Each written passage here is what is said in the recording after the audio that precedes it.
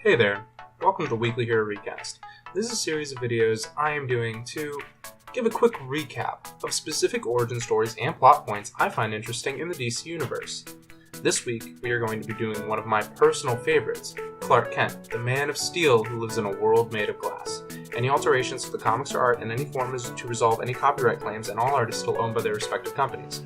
Now, this is a DC Rebirth, not a reboot, not a restart.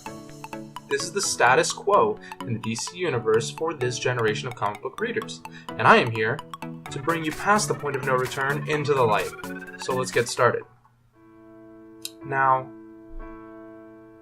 the story I'm going to tell is of a familiar face, but is one you might not know. This story, at least in the beginning, is not of Superman, not of Clark Kent, and not of Kal-El. This is the origin of a man, a husband, a protector, a father, who is doing what he needs to keep his family safe. So for a long time, he just stood on the side. He helped out here and there, but he made sure he was not seen. Because for him, keeping his family safe was the number one priority. And after all, this world already had a Superman. So he did what he knew best. He became a farmer again. He took care of his wife, Lois, and his son, Jonathan. He made sure to keep out of the light, and that worked. Until the day Superman fell. The day a god crashed to Earth, never to rise again. He had hope for a while that Superman would return. He knew it in his heart. But this universe wasn't the same as his. And so, Superman? He wouldn't rise this day, or any day to come. Superman was gone. What was humanity to do without its shining savior? And as he stood there to ponder it, he came to the realization of what needed to happen. He loved his family, and he would sacrifice anything to keep them from harm. But the world needed Superman. It needed Clark Kent. It needed him. And with that, he tore open that dark and brooding suit to shine the sun's rays upon the shield of hope, of light, of Superman. This world's Superman is gone, and he will never be replaced. But he will stand by to carry the burden for this world as long as he must. He will step once again into the light, so that the colors will fly. But this isn't the end of the story. No. In fact, it is just the beginning. This story focuses on a young boy, a boy named Jonathan Kent. You would know him as the son of Superman. Having recently just found out he has abilities, like his father, and discovering his father was, in fact, Superman, his hero, he was stuck between two worlds. The world he grew up in, the world of humanity, the world he knew, versus the world of supers, the unknown, the world of the Justice League, the world of his father, Superman. But this story starts off relatively simple. A boy off to do his chores, with his cat Goldie along for the journey.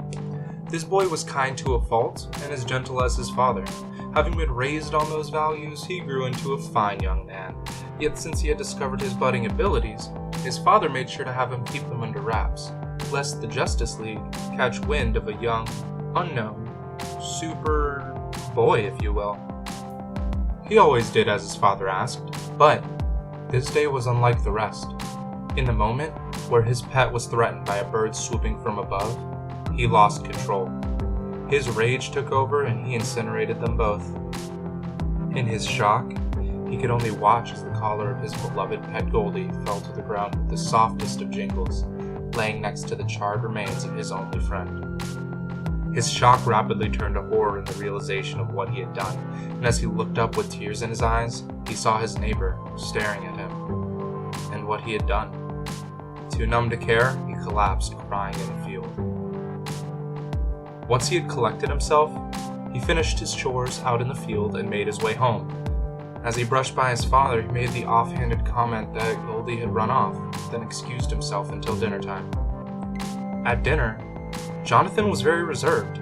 He didn't react to much and seemed to be in a foul mood. His father put that off to mean he was concerned with his abilities. And oh, how true that turned out to be. Midway through dinner, a knock was heard at the door, and much to Jonathan's dismay, he saw it was his neighbor, the one who watched him sear the skies with his vision. But oddly, she mentioned nothing of it during the dinner.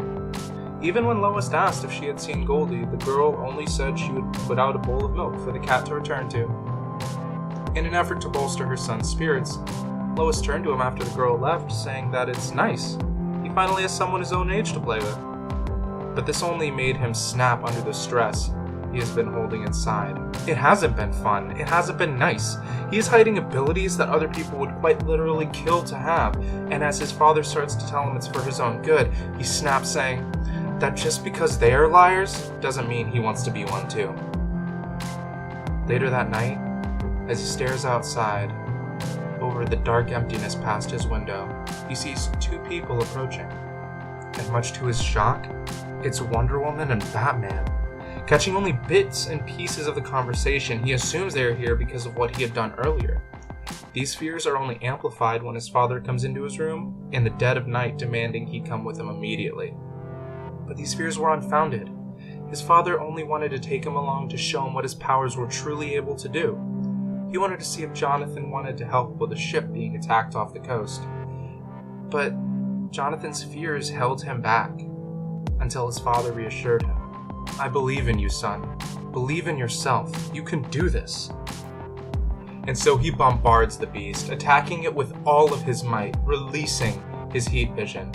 And as he eliminated the contraption controlling the poor beast, he collapses next to his father, saying, "Wow, that was actually fun. You do this all the time?" To which Superman only responds, "Let's go home, son." Little do they know the darkness rising in their wake. Now, that's not the end of the story, not by a long shot, but it is the end of this video. So if you liked what I'm doing here, hit that like button to show me some love, and let me know down in the comments what I need to do to improve. Subscribe on your way out, and remember, I will see you on the other side.